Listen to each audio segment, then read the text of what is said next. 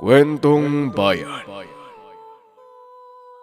Magandang araw mga kabayan, dahil out of stock na uli lahat ng bracelet natin, paantay na lang sa Thursday dahil doon uli tayo magbubukas. Plus, meron tayong super promo na dapat abangan sa Thursday para sa mga bracelets. Sa ngayon, ang available natin ay ang pinakabagong hoodie at t-shirts, likha, Haring Balaw hoodies and t-shirts. Pakicheck na lang ang link para sa mga interesado sa comment section. Maraming salamat. More information about sa merch sa dulo ng video. Ang kwentong ito ay hango sa totoong buhay. Mula ito sa isa nating kabayan na itago na lang natin sa pangalang Diego. Taong 1993, probinsya ng Mindoro.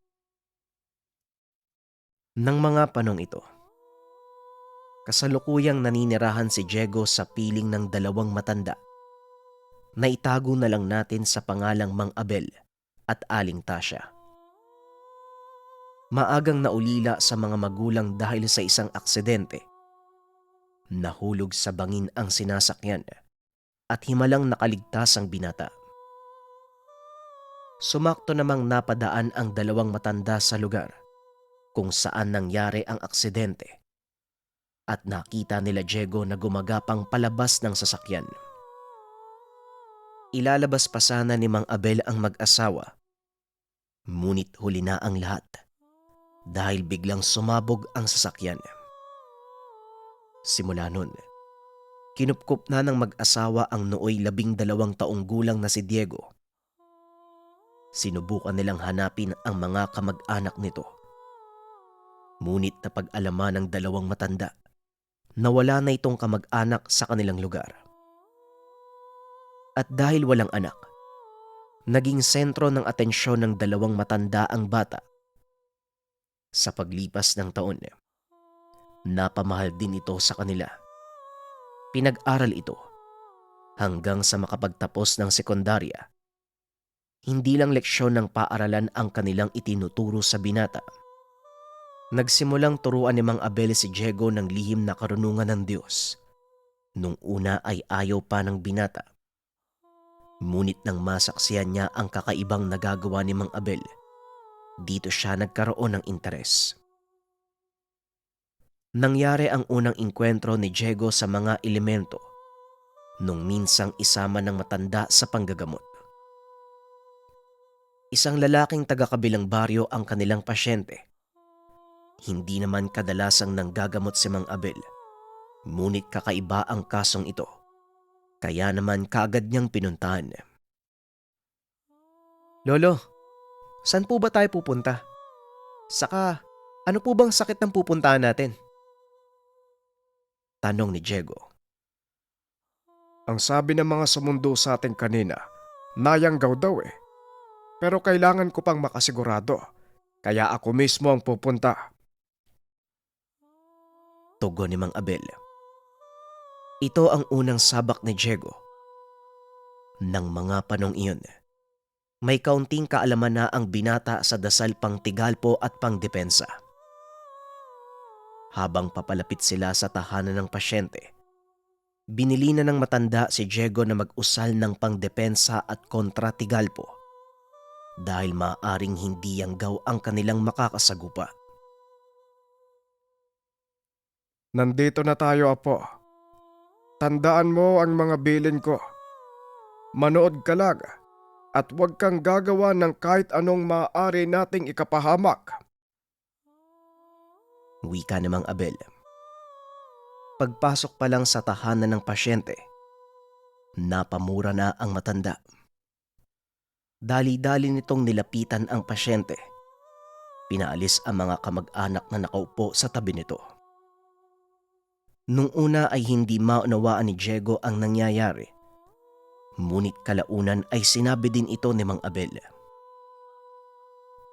Hindi po yang gawang dumali sa anak nyo. Isang uri ng orasyon na kung tawagin ay barag. Wika ni Mang Abel. Napalingon si Diego nang marinig ito. Ito ang unang beses na makakaengkwentro ng barang ang binata. Lingid sa kaalaman niya na ito ang sadya ng matanda. Lo, barang po. Hindi po ba nakakamatay ang kanilang kakayahan? Paano mo sila kakalabanin? Tanong ni Diego. Apo, ang kasanayan ko ay nakatuon sa pagpatay ng mga mambabarang, kaya wala kang dapat alalahanin. Dahil ang aral na taglay ko ay sadyang ginawa para sa mga kagaya nila. Ngayon halika, siguro nga oras na para matutunan mo din ito. Tugon ni Mang Abel. Ito ang unang beses na sasabak si Diego sa totoong kumbate laban sa isang mambabarang.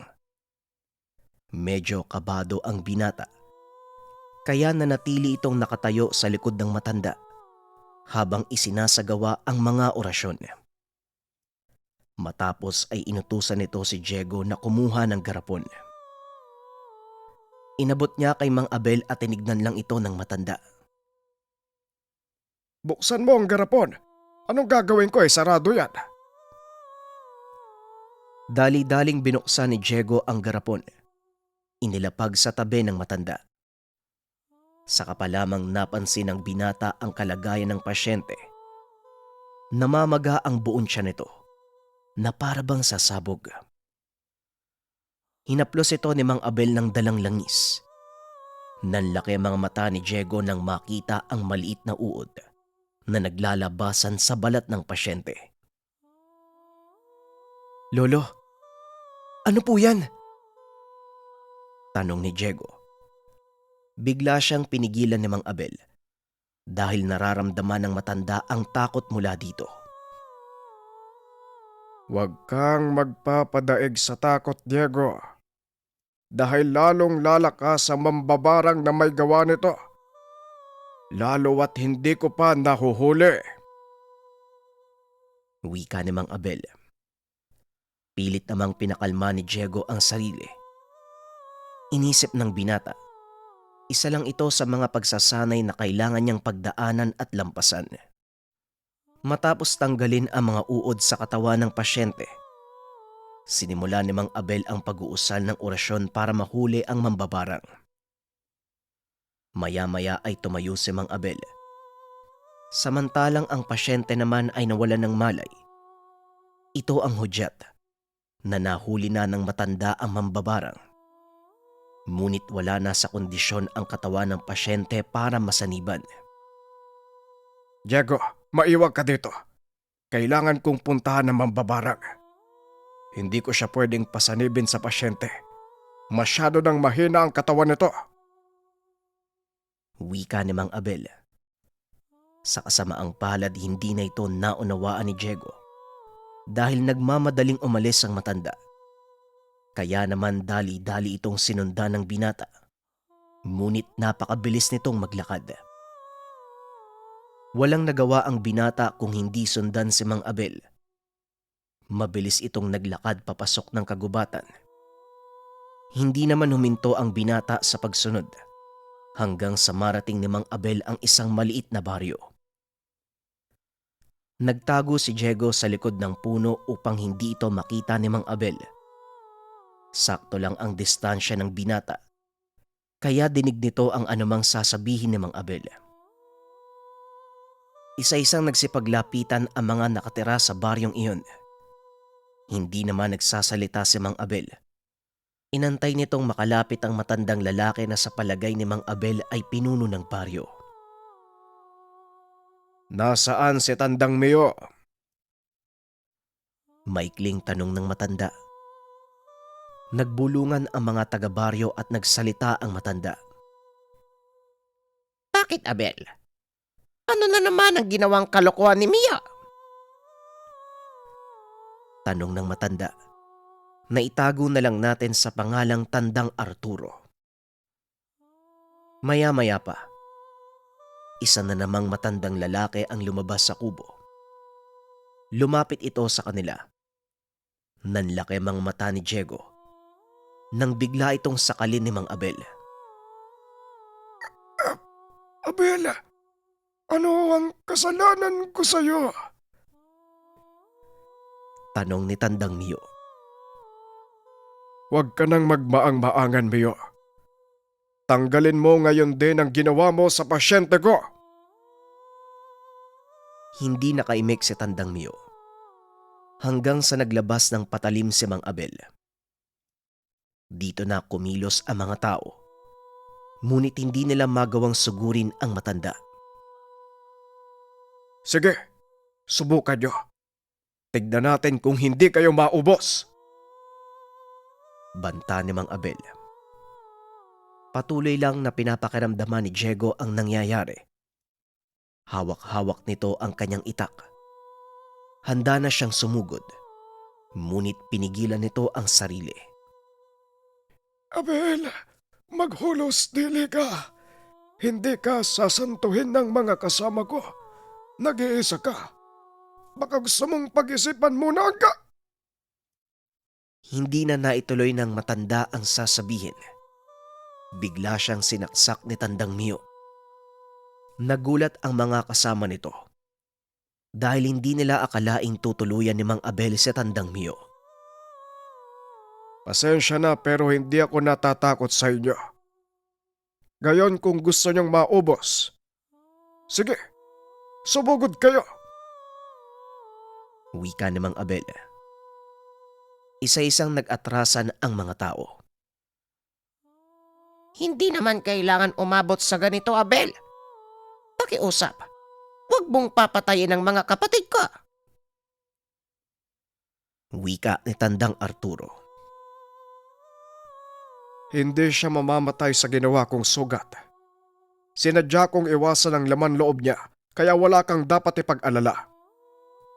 Ngayon, Mio, habang nakakapagtimpi pa ako, tanggalin mo ang pamaham na itinanim mo sa pasyente ko.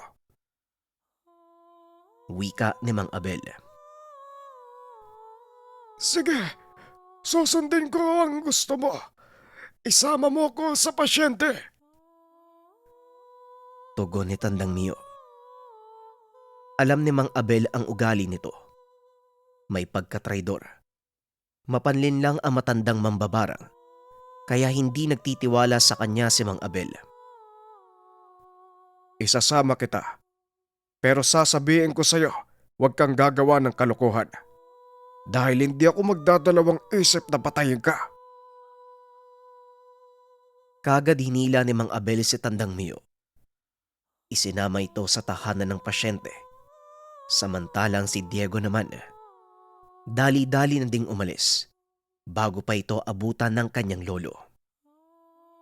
Kakarating pa lang ni Diego sa tahanan. Laking pasasalamat nito dahil nasa maayos pa ring kalagayan ang pasyente. Maya-maya pa ay dumating din si Mang Abel at Tandang Mio. Ano ang lagay ng pasyente, Diego? Tanong ni Mang Abel. Maayos na po ang lagay niya. Hindi na po siya nahihirapan. Tugon ni Diego. Napansin naman ng matanda ang gamunggong pawis nito. Mabuti naman at walang nangyaring masama sa pasyente. Hindi ba ang bilin ko sa'yo? Wag na wag mo siyang iiwan. Napatango na lang si Diego at humingi ng tawad. Pasensya na po, Lo. Hindi ko po kasi narinig ng maayos yung sinabi niyo eh. Kaya sinundan ko po kayo hanggang doon po sa baryo ng mga mambabarang. Tugon ng binata. At habang ginagamot ni Tandang Mio ang pasyente, patuloy siyang kinausap ng matanda. Delikado ang ginawa mo, Abel. Hindi natin alam ang panganib na maaari nating kaharapin. Lalo pa, hindi kita namalayan kanina. Huwag mo nang uulitin yon, Apo. Wika ni Mang Abel. Tumango lang si Diego. Ilang sandali pa natapos na din ni Tandang Mio ang pagtatanggal ng sumpa sa pasyente. Tapos na ang tanggalin ng pamaham sa kanya. Ilang oras lang ay magkakamalay na siya. 1 linggo bago tuluyang mawala ang pamamaga ng tiyan ng pasyente. Wika ni Tandang Mio. Nagtaka si Mang Abel kung bakit ito binarang. Ayon sa matanda, binayaran lang siya ng isang tao dahil sa ginawang masama ng pasyente. Ganun pa man, hindi pa rin maganda ang ginawa mo. Tandaan mo, Mio, sa oras na maulit pa ang ganitong pangyayari, hindi na kita papalampasin. Tugon ni Mang Abel. Grabe ang paghanga ni Diego sa ginawa ng matanda. Hindi niya lubos akalain na kinakatakutan ng mga mambabarang ang lolo niya. Pagkarating sa tahanan, hindi napigilan ng binata ang magtanong. Lo, paano po kayo kinatakutan ng mga mambabarang? Kagaya ng sinabi ko sa iyo, Diego, ang aral na taglay natin ay sadyang panglaban sa mga mambabarang. Hindi ako ang kinakatakutan nila, kung hindi ang gabay ng mga dasal na gamit natin. Tugon ni Mang Abel. Gabay? Anong klaseng gabay, lolo? Tanong ni Diego. Mga anghel, Diego. Sila ang gabay ng mga dasal na ginagamit ko. Habang nagpapaliwanag si Mang Abel, may kinuha ito sa kanyang bulsa. Isang maliit na libreta na may makapal na pahina. Inabot niya ito sa binata. Dali-dali naman itong binuklat ni Diego. Nakita ng binata ang laman ng libreta. Mga dasal na kadalasan nilang ginagamit. Alam na ng binata ang mga iyon. Kaya mabilis niyang nilipat ang mga pahina. Sinanay siya ni Mang Abel dahil nais ng matandang tignan niya ng mabuti ang bawat nakasulat. Napansin ng binata na sa bawat talata may mga nakabaliktad na mga salita. Ngunit kahit anong gawin nitong pagbali-baliktad sa mga pahina, hindi niya ito magawang basahin. Lolo, ano po ba yung mga nakasulat na to? Bakit hindi ko po sila mabasa? Kahit anong gawin kong baliktad, parang sumasabay din sa pag-ikot yung letra eh. Wika ng binata habang patuloy na iniikot ang libreta. Talagang hindi mo mababasa yan dahil may espesyal na paraan para basahin ng mga kataga. Halika, ipapakita ko sa iyo kung paano. Tugon ni Mang Abel. Kumuha ito ng salamin at lampara. Itinapat ang pahina ng libreta. Doon ito sa liwanag at hinarap sa salamin. Nanlaki mga mata ni Diego dahil malinaw na lumalabas ang mga kataga. Ngunit ang bilin ng kanyang lolo, huwag basta uusalin. Dahil ang mga katagang iyon ay mga susi sa bawat orasyon na nasa ibabaw nito. Pero lo, bakit hindi niyo po tinuro sa akin noon? Saka para saan po ba yung susi ng mga orasyon na yan? Tanong ni Diego. Nagagawa nating paganahin ng mga dasal kahit hindi magsambit ng susi. Ngunit sa pamamagitan nito, nabubuksan ang isa pang katangian ng orasyon, kagaya na lang ng mga pangtigal pumong dasal. Kapag inusal mo ito, nabibigyan ka ng kakayahang magbato ng atake. Ngunit sa oras na sambitin mo ang susi nito, hindi lang pagbabato ng tigalpo ang magagawa mo, kundi maging pagdepensa. Paliwanag ni Mang Abel. Medyo magulo ang isip ni Diego ng mga sandaling iyon. Dahil ang itinuro sa kanya ng matanda noon, taliwas sa mga sinasabi nito ngayon. Lo, ano po ba yung pinagkaiba nito sa mga itinuro niyo na sa akin? Tumawa ang matanda at muling nagsalita.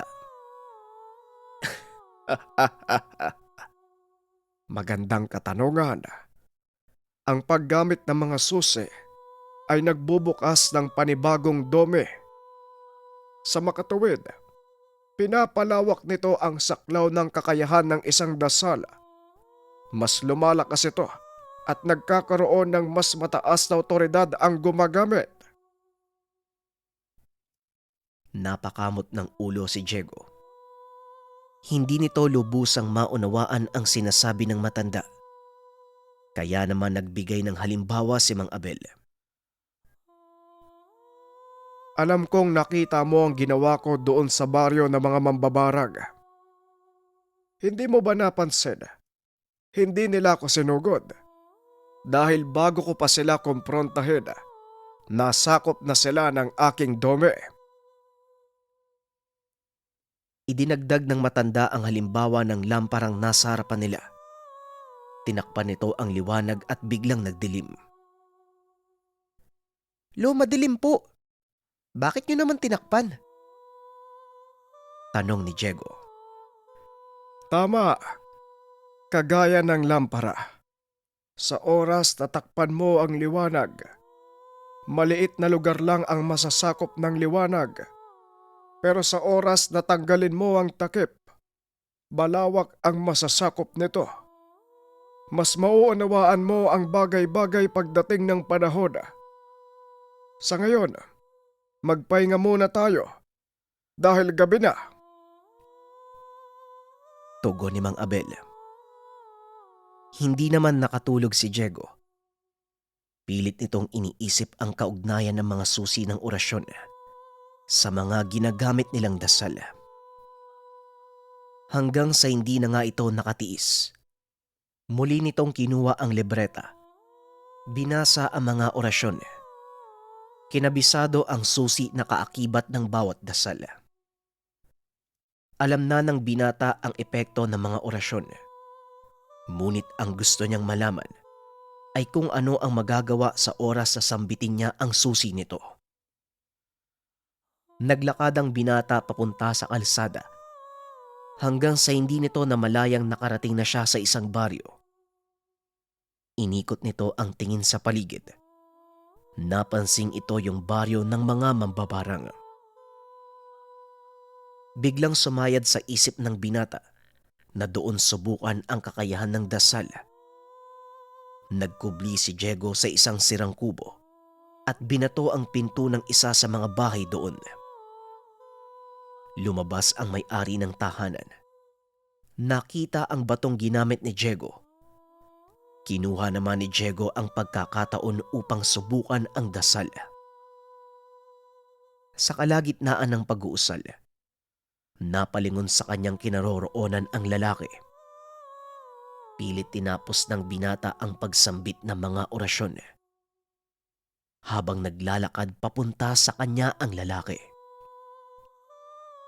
Nang makalapit na ito, biglang sinambit ng binata ang susi. Laking gulat nito nang biglang mamilipit ang tao. Unti-unti itong napaluhod. Kalaunan ay napasigaw na ito dahil sa nararamdamang sakit. Unti-unting nagsipagsindihan ang mga gasera at naglabasan ang mga tao. Marahan namang umalis ang binata at nang makalayo na ito, dali-dali itong tumakbo pabalik sa kanilang tahanan. Akmang papasok na ito nang biglang makasalubong sa pintuan si Mang Abel. Saan ka galing, Diego? Gabi na. Tanong ng matanda. Nakita nitong hawak ng binata ang libreta. Ngunit hinayaan niyang sumagot si Diego. Dyan lang po sa likod ng bahay, Lo. Sinubukan ko lang pong pag-aralan ng mga dasal. Biglang napakunot ang noo ni Mang Abel dahil taliwas sa sinasabi ng binata ang nakikita nito. Anong problema ang pinasok mong bata ka? Magsabi ka ng totoo bago ko pa matuklasan. Tanong ni Mang Abel. Sa kasamaang palad, hindi na nagkaroon ng pagkakataong magpaliwanag si Diego dahil nakita ni Mang Abel ang paparating ng mga tao. Sinasabi ko na nga ba eh. Diyan ka lang. Huwag kang lalabas. Mamaya tayo mag-uusap. Wika ng matanda. Kagad na pinunta ng mga taong paparating. Hindi ko malaman kung ano ang kasalanan ni Tonyo at bakit kailangan mo siyang patayin. Abel, mukhang sa pagkakataong ito, ikaw ang lumampas sa iyong hangganan. Wika ni Tandang Arturo. Nagulat si Mang Abel sa sinabi nito at nilingon si Diego. Pasensya na, pero hindi ko alam ang tinutukoy mo, Tandang Arturo. Hindi ako umalis ng tahanan matapos kong gamutin ang pasyenteng pinahirapan ng kapatid mo. Tugon ni Mang Abel. Ramdam nito ang galit ni Mang Arturo. Huwag ka nang magmaang-maangan. Hindi mo kami malilinlang. Nakalimutan mo yatang hindi lang ikaw ang may alam sa lihim na karunungan, Abel. Dahil sa ginawa mo, nagdeklara ka ng digmaan laban sa angkan ko. Wika ni Tandang Arturo. Tahimik lang si Abel habang patuloy na nagsasalita ang pinuno ng mga mambabarang. Hindi ako nagdeklara ng digmaan, Tandang Arturo. Kayo ang sumugod sa aking tahanan at pinagbibintangan ako sa krimen na hindi ko naman ginawa. Pero kung yan ang gusto nyo, huwag kayong mag-alala dahil hindi ko kayo aatrasan. Huwag lang mag-cruise ang landas natin, Tandang Arturo, dahil alam mo kung ano ang mangyayari. Tugon ni Mang Abel. Tahimik namang umalis ang pangkat ni Arturo. Ngunit alam nito na malaking gulo ang maaaring maganap sa oras na muling magtagpo ang kanilang landas. Nang masiguradong wala na ang mga mambabarang, saka pa lamang kinausap ni Mang Abel si Diego. Magsabi ka nga ng totoo. Ano ang ginawa mo? Tanong ni Mang Abel. Pasensya na po, Lo. Sinubukan ko pong gamitin yung susi ng dasal eh. Hindi ko naman po alam na ganun pala yung magiging epekto nun. Pasensya na po talaga. Tugon ni Diego. Masyadong mabigat ang ginawa mo. Napatay mo ang isa sa kanila. At dahil dyan, malaking kaguluhan ang maaaring maganap. Tugon ng matanda. Muli nitong pinaalalahanan si Diego. Ngunit alam din nito na nasa panganib ang binata sa oras na malaman ng mga mambabarang na siya ang pumatay kay Tonyo. Hindi na nakatulog ang dalawa. Ginugol nila ang oras sa paghahanda. Lalo pat may gagamutin si Mang Abel kinabukasan. Maya-maya ay darating na ang ating mga pasyente. Kailangan ko ng langis. Pupunta muna ako kay Manong Ambo para bumili. At habang wala ako, huwag kang gagawa ng anumang kalokohan. Wika ni Mang Abel. Medyo madilim pa ng mga sandaling iyon. Ngunit panatag itong aalis mag-isa dahil papasikat na ang araw. Walang kaalam-alam si Diego na ito na ang huling beses na makikita ang kanyang lolo. Ilang oras na ang nakalipas, hindi pa rin bumabalik ang matanda. Kaya nagpa siya si Diego na sundan ito. Ngunit habang nasa daan, sinalubong siya ng dalawang tanod. Diego, mabuti nakasalubong ka namin, bilisan mo. Baka hindi mo na maabutang buhay ang lolo Abel mo. Nanlamig ang binata sa sinabi ng tanod. Hinatak niya ito sa kwelyo. Huwag kang magbibiro ng ganyan. Anong nangyari sa lolo ko? Tanong ni Diego. Hindi ako nagbibiro, Diego. Nakita namin si Mang Abel. Nakandusay sa tabi ng daan eh. Hindi namin alam yung nangyari. Pero punong-puno siya ng kagat ng kung anong hayop eh. Dali-daling tumakbo si Diego papunta sa kinaroroonan ng lolo niya. Nanlaki ang mga mata ng binata nang makita ang kalunos-lunos na kalagayan ng matanda. Kagad niya itong nilapitan at kinausap. Lo, ano pong nangyari? Sino pong may gawa nito sa inyo? Tanong ni Diego. Dahan-dahan itong inilapit ang tenga sa bibig ng matanda. Si Arturo. Ito ang mga katagang huling narinig mula sa bibig ng matanda bago ito tuluyang malagutan ng hininga. Tinignan nito ang mga sugat. Napagtanto na ito ay isang uri ng pamaham. Hindi maipaliwanag ni Diego ang nararamdaman ng mga sandaling iyon. Magkahalo ang galit at lungkot ng binata. Sinisisi niya ang sarili dahil sa nangyari. Dinala niya ang walang buhay na katawan ng matanda pa uwi. Nabalot ng kalungkutan ang tahanan ng mga sandaling iyon. Ngunit iisa lang ang tumatakbo sa isip ng binata. Ito ay makapagigante sa mga pumatay kay Mang Abel. Matapos maiburol si Mang Abel, nagpa siya si Diego na puntahan ang mga mambabarang. Sa pagkakataong iyon ay hindi na siya magtatago. Habang naglalakad ang binata, panay ang usal nito ng mga dasal pang proteksyon. Pagdating sa pamayanan ng mga mambabarang, walang sabi-sabing pinagtataga ng binata ang bawat makasalubong. Nagulat ang mga taga roon dahil hindi nila inaasahan ganon ang gagawin ni Diego. Sa sobrang galit ng binata, inubos nito ang lahat ng mga nakakatanda. Hanggang si Tandang Arturo na lang ang nakaharap nito. Talagang gusto mo ng gulo. Hindi ka pa nadala sa nangyari sa lolo mo at talagang pinili mo pa akong kalabanin. Wika ni Tandang Arturo. Hindi naman nagsalita si Diego. Salip ay kagad nitong sinugod si Mang Arturo. Ngunit hindi pa man nakakalapit ay bigla siyang napahinto. Walang kalam-alamang binata na may kakayahang magtago ng tigalpo si Tandang Arturo. Saka pa lang nito napagtanto nang maalala ang mga tinuro ng kanyang lolo Abel. Dali-dali itong nag-usal ng kontra tigalpo.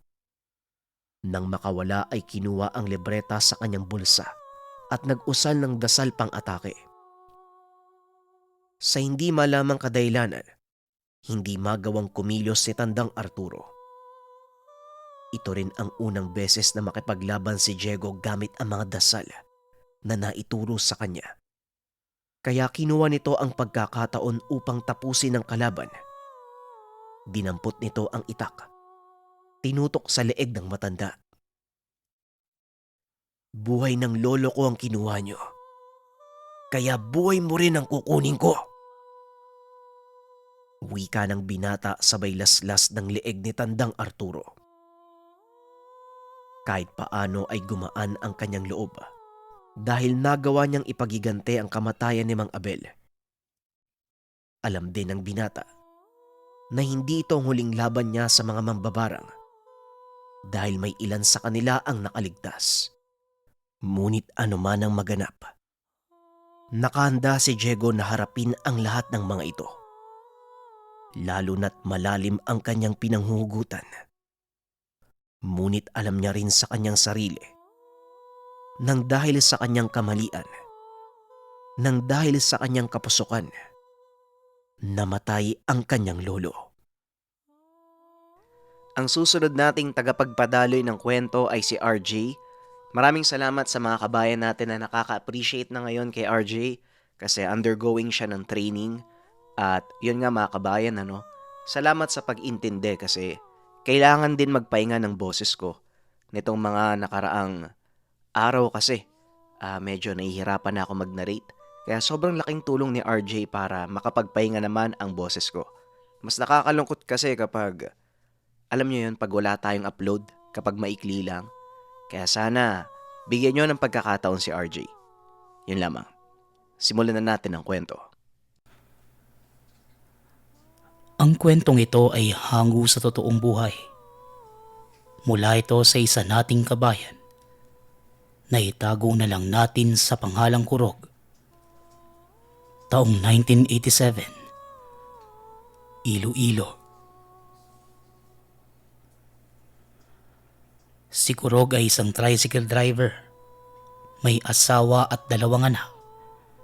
Sa loob ng 10 taong pagsasama nila ni Terry, masasabing tahimik at masaya ang pamilya. Lalo na't masipag sila sa hanap buhay. Pero mapaglaro talaga ang tadhana. Nagbago ang lahat noong. Nabalitaan ko, umuwi yung nanay mo, Kurog ah. Di ba matagal mo na yung hindi nakikita? May nanay ka pa pala. Pero parang hindi kayo magkamukha, no? Tanong ng kaibigang si Danilo. Oo nga eh. Nagulat din ako sa biglaang pagdating niya. Wala man lang pasabi. Ang alam ko, nakapag-asawa na yan ng ibang lalaki. Matagal ko na nga siyang hindi nakikita eh. Wala pa nang mamatay si tatay. Hindi ko na nga halos matandaan ang itsura niya eh. Hindi ko alam kung paano niya ako nahanap. Tugon ni Kurog. Nanay yun pre. Para silang may antena para mahanap ang anak nila. Buti nga ayos lang kay Terry. Bilib talaga ako sa asawa mo. Napakabait at maintindihin. Wika ni Danilo. Ando na ako pre. Pero nakakapagtaka lang talaga. Paano niya ako nahanap? Pero oo nga eh. Buti din palaging bumibisita ang tatay niya kahit abala sa panggagamot. Si Tatay Nador, maganda nga ng mabait ang pinagmulan ng asawa ko pre. Kita mo naman, kahit may edad na ang tatay niya eh, nakakatulong pa din sa kapwa. Tugon ni Kurog. Sa haba ng pila ng tricycle sa lugar, maraming napag-usapan ang dalawa. Araw-araw silang magkasama sa pamamasada. Pero hindi sila nauubusan ng kwento.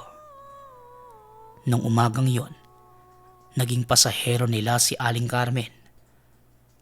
Nakabusangot ang muka. Tila galit na pumasok sa tricycle. Nagtataka naman si Kurog kung bakit ganun ang itsura ng ale. Naisip na lang niya na baka meron lang kagalit o kaaway. Ayon kay Kurog, halos araw-araw niyang pasahero ang ale. Namimili ito ng paninda para sa tindahan na nakatayo mismo sa sentro ng baryo. Ayaw na sanang pansinin ni Kurog ang ale. Baka siya ang mapagbuntungan ng dinadala ng matanda. Pero hindi ganun lagi ang bungad ng ale. Naturingan itong matandang dalaga. Pero naiiba ito sa mga kakilala. Masayahin at madalas palabiro. Lalo pa sa mga driver na nakasanayan niya. Magandang umaga po, Aling Carmen. Parang hindi po yata maayos ang pakiramdam niyo. Kamusta po? Kung may tutulong po ako sa inyo, sabihin niyo lang sa akin ha. Wika ni Kurog. Huminga ng malalim si Aling Carmen. Sabay ko na tila nag-aalangan sa sasabihin. Ayos lang po ba kayo? Mukhang sobrang bigat po niya na. Tanong ni Kurog. Ayos lang naman ako, iho. Meron kasing nangyari kagabi. Pero ang kinakabahala ko, baka pagtawanan mo lang ako kapag sinabi ko.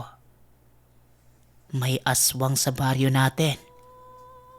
Tugon ni Aling Carmen. Napakunot ang noo ni Kurog.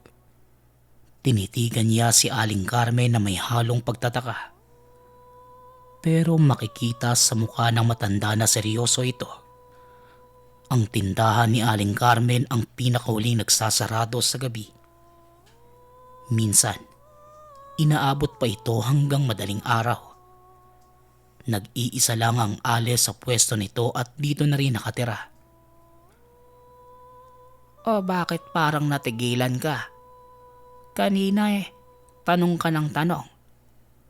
Hindi bale, may mga karga akong maraming sako ng asin.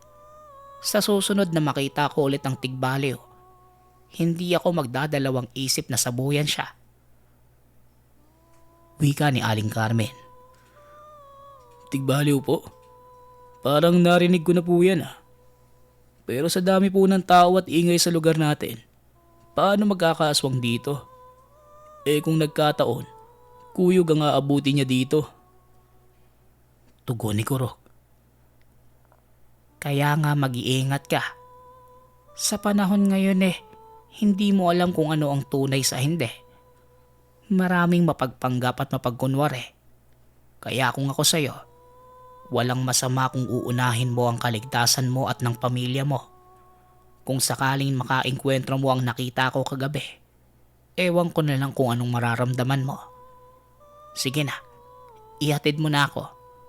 Aagahan ko na lang magbukas ngayon. Para mamaya maaga din ako makapagsarado. Mahirap na. Wika ng matanda. Hindi na nakapagsalita si Kurog. Kaagad niyang naisip ang pamilya. Lalo pat may mga araw di na madaling araw na siya umuwi. Kahit papano, nagpapasalamat siya na umuwi ang ina. Ilang sandali pa ang lumipas. Naabot na nila ang tindahan ni Aling Carmen. Nakasarado pa. Pero may kumpol ng tao na nag-aantay na magbukas ang tindahan. Nagmamadali namang pinarada ni Kurog ang tricycle.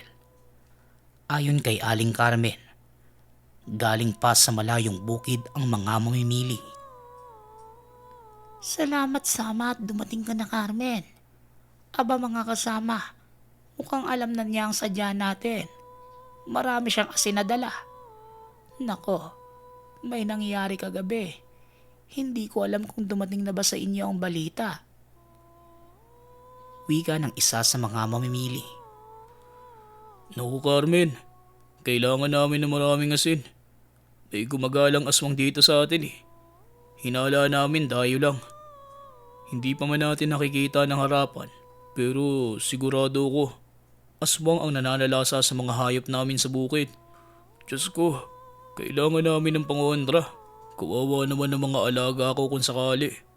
Lalo na't ginagabi ang asawa ko sa pag-uwi. Nakakatakot. Dagdag ng isa pa. Ilang sandali lang, biglang dumating si Tatay Nador. May bitbit itong bungkus ng gulay at saging. Papunta ito kina Kurog kaya napadaan siya sa lugar. Nakita niya ang tricycle ng manugang na nakaparada sa hindi kalayuan. Imbes na dadaan lang, napahinto ang matanda at nakipagkwentuhan sa umpukan. Kurog ang biyanan mo. Napakaswerte mo't biyanan mo si Tatay Nador. Abay kahit papano mabibigyan niya kayo ng proteksyon. Wika ni Aling Carmen. Anong proteksyon ang sinasabi mo, Carmen?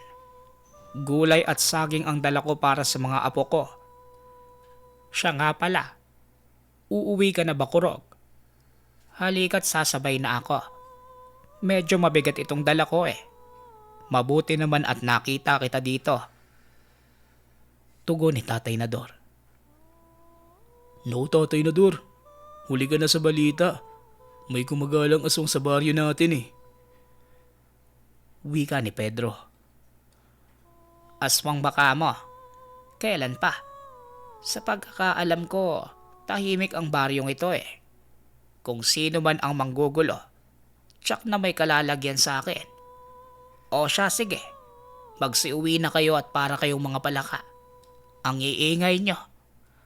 Tsaka aswang lang yan. Kung mapaminsala sila, pati din naman ng mga tao. Kaya huwag kayong matakot. Mas matakot tayo kung wala na talagang makain. Mahirap ang buhay ngayon. Lalo pa kung puro chismis ang inaatupag. Ang aga-aga Tugon ni Tatay Nador. Isa-isa namang nagsipulasan ang maingay na mga mamimili. Kaagad kinuha ni Kurog ang mga dala ng matanda. Tahimik naman itong sumakay sa tricycle. Bago pa nakalis si Kurog, inabot ni Aling Carmen ng isang supot ng asin. Ayon dito, wala namang masama na mag-ingat. Pagngiti na lang ang naitugon ni Kurog. Samantalang si Tatay Nardo naman, tumango na lang sa tindera. Minuto lang ang nakalipas nang narating nila ang tahanan. Naabutan ng dalawa na naglalaro ang mga bata sa bakuran. Samantalang si Terry naman, nagluluto ng merienda sa kusina. Habang ang ina ni Kurog, naroon lang sa silid at nagpapahinga. Nay, may saging pong dala si Lolo. Dumating na po sila. Wika ng anak na si Ina. May kasama pang mga gulay. Lolo, ako na po magbubuhat niyan. Ina, hati tayo. Dagdag ng panganay na si Dindo. Masaya ang dalawang bata habang pinapasok ang dala na matanda.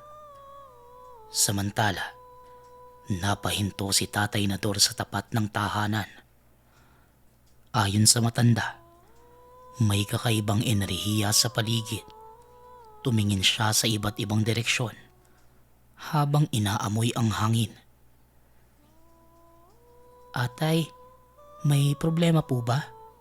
Tara na po sa loob. Magkape na po muna kayo ni Kurog. Babalik pa po sa pasada ang asawa ko eh. Mas maganda na kahit saglit lang magkausap kayo. Siya nga pala tay, ipapakilala ko din po yung nanay ni... Natigil sa pagsasalita si Terry. Itinikit ng matanda ang daliri sa bibig ng anak. Napakunot naman ang noo ni Terry habang nakatitig sa ama na sobrang seryoso ng itsura. May kakaiba sa paligid, Terry. Mukhang hindi maganda. Batid kong may... Naudlot sa pagsasalita si Tatay Nador. Biglang lumabas si Nanay Cora mula sa silid. Nakangiti itong bumati sa mag-ama. Siya na mismo ang nagpakilala sa sarili. Kasunod ni Kurog na may dalang termos at paso. Aba Kurog, hindi ko inaasahan na may benang ka palang... Ano? Malakas makiramdam. Kaya kung ako ikaw, ngayon pa lang magpalot ka na at umalis sa pamamahay na ito. Wika ni Tatay Nador. Napatigil naman si Kurog dahil sa gulat. Hindi niya inaasahan ang magiging bungad ng benan sa ina. Lalo na't hindi niya alam ang nangyayari. Inilapag niya sa lamesa ang dala. May problema po ba? Nay, ano ang nangyayari? Tanong ni Kurog. Paumanhin ho. Gusto ko lang naman makasama ang anak ko eh. Wika ni Nanay Cora. Kung ayaw mong samain ka sa lugar na ito, ang mabuti pa, umalis ka na. Sa ngayon, pagbibigyan kita sa harap ng anak at apo ko. Pero sa oras na may gawin kang masama, sisiguraduhin kong ako mismo ang hihiwalay ng ulo mo sa katawan mo. Tugon ni Tatay Nador. Nanlaki ang mga mata ng mag-asawa habang pinapakinggan ang banta ni Tatay Nador. Hindi pa rin maintindihan ni Kurog kung bakit gano'n na lang ang galit nito sa ina. Wala naman sinabing rason si Tatay Nador maliban sa banta nito. Pero nanatiling tahimik lang si Nanay Cora. Sa sitwasyong ito, Kurog, hindi ako uuwi. Mahirap na. Tsaka ikaw, ano man ang pinaplano mo sa pagbabalik mo, siguraduhin mong hindi matadamay ang mga apo ko. Patawarin nawa ako ng langit. Kung hindi dahil kay Kurog, kanina pa kita. Wika ni Tatay Nador. Hindi sinasabi yan tanda. Ginagawa yan. Pero bueno, hindi ang iniisip mo ang dahilan sa pagbabalik ko. Tumatanda na ako at ramdam kong hindi na ako tatagal sa mundo. Nais ko lang makasama ang anak at mga apo ko. Tugon ni Nanay Cora. Tama na nga po yung pinag-uusapan nyo. Nakakatakot na eh. Tsaka pakiusap tay. Huwag naman po sa harap ng mga bata. Alam nyo namang matatakutin niya mga apo nyo eh. Wika ni Terry. Tumahimik naman ang dalawang matanda sa pagtatalo. Maging si Kurog ay pumagitna na din. Pero ayaw pa rin sabihin ng matanda kung ano ang rason ng pagtatalo. Gumilid si Nanay Cora sa kabilang mahabang upuan sa tapat ng bakuran. Samantalang si Tatay Nador naman, diretsong pumasok ng bahay. Walang alam ang lahat kung ano ang ginagawa ni Tatay Nador, kung bakit ito nagsasaboy ng asin sa bawat kanto ng tahanan. Gustuhin mang sawayin ni Terry ang ama, pero wala itong kakayanang pigilan ng albularyo sa ginagawa. Nang araw na yon, hindi na nakabalik pa sa pamamasada si Kurog. Bagkus sinamahan na lang ang pamilya, lalo pat nanatili sa labas ng tahanan ng ina. Pagpatak ng hapon, hindi pa rin ito tumatayo sa kinauupuan. Sa pag-aalala, minabuti ni Kurog na samahan ng ina. Samantalang hindi naman pinapalabas ni Tatay Nador si Terry at mga bata. Ano po ba talagang nangyayari, Nay? Bakit? Sa ilang taon na iniwan mo ako at pinagpalit sa ibang tao, tinanggap pa rin kita. Pero parang, ang layo mo na sa taong nakilala ko eh. Ano po ba talagang nangyayari? Tanong ni Kurog. Pumalik ako dahil nangungulila ako sa iyo, anak. Ang hirap ipaliwanag pero maniwala ka.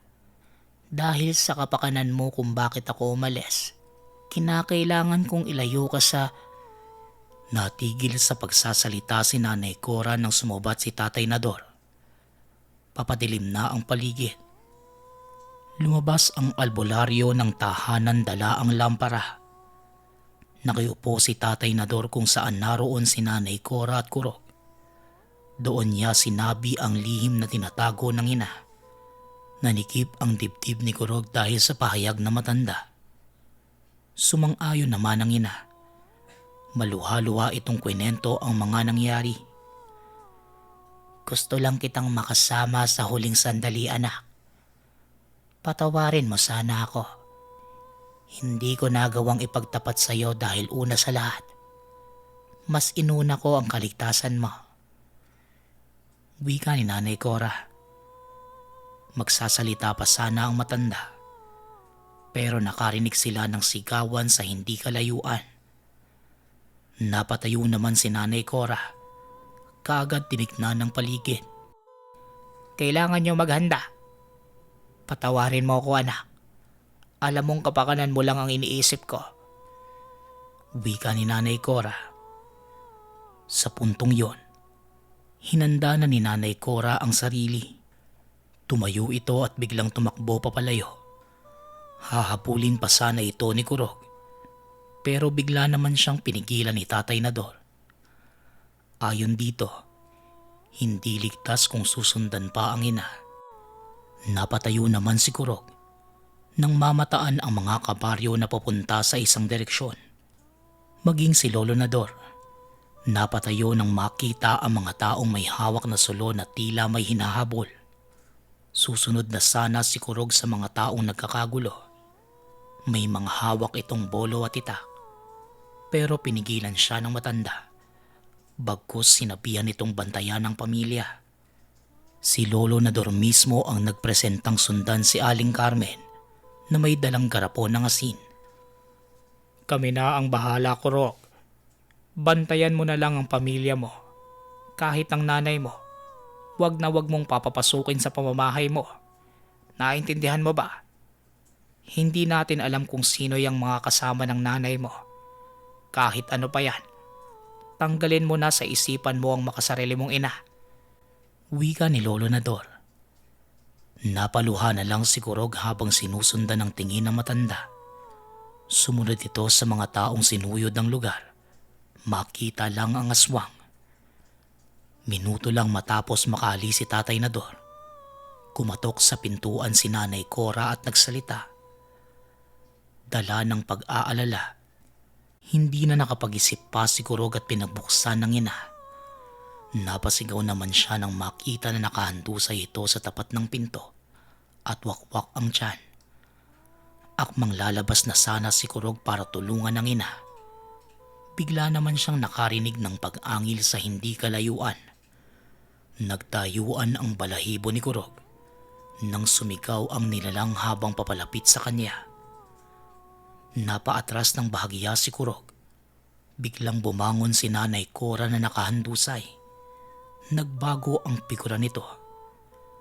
Nakangiti habang inuunat ang katawan.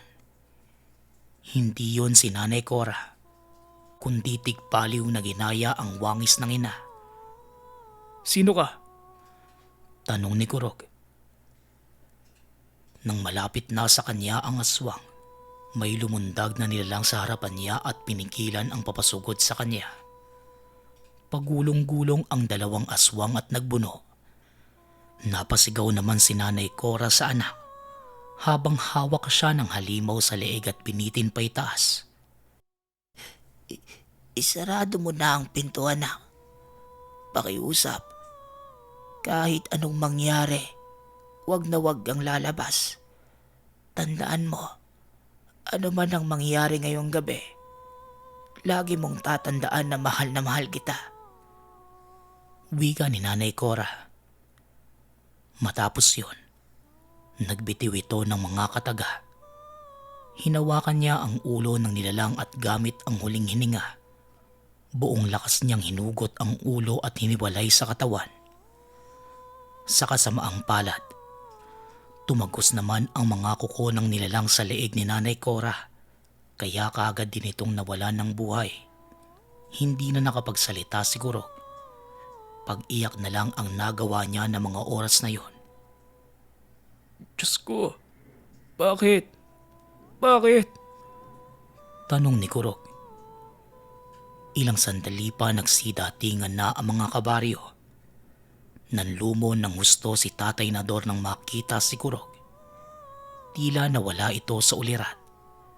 Nakaluhod lang sa tapat ng pinto habang tumutulo ang luha. Sinunog naman ng mga kabaryo ang mga naiwang katawan ng tigbaliw. Lahat ay nakiramay kay Kurog. Matapos ang tagpong yon, hindi na muling nakapagsalita si Kurog. Tila nawala na sa sarili at hindi na nakapagtrabaho. Ayon kay Tatay Nador, siya lang ang may hawak ng sariling buhay. Nasa kanya kung pipiliin niyang bumalik sa estado. Kahit mga doktor, hindi napagaling si Kurog. Bagkos pinayuhan na lang ang pamilya na alagaan ito. Ayon pa sa doktor, walang kahit anong gamot na makapagpapagaling kay Kurog. Maliban na lang kung pipiliin mismo nito na umayos. Sa kasalukuyan, maagang nawala si Kurog. Nagkaroon ito ng matinding karamdaman hanggang sa lumala at hindi na nakayanan pa. Naisulat ang kwentong ito ni Terry. Nais niyang ibahagi ang tunay na naging karanasan ni Kurog. Bago pa man, nawala sa ulirat. Ang i-feature nating bracelet ngayon na available sa Thursday, spiritual bracelet, kandili, for good luck and prosperity. Ang ibinibigay nito ay good fortune, prosperity, good luck. It works by attracting positive energy around its wearer, removing negative aura that's bad for business. Sa mga nangangailangan ng pampaswerte sa negosyo, sa buhay, ito ang nararapat na bracelet para sa inyo, ang Kandili bracelets na available sa Thursday. Yun lamang.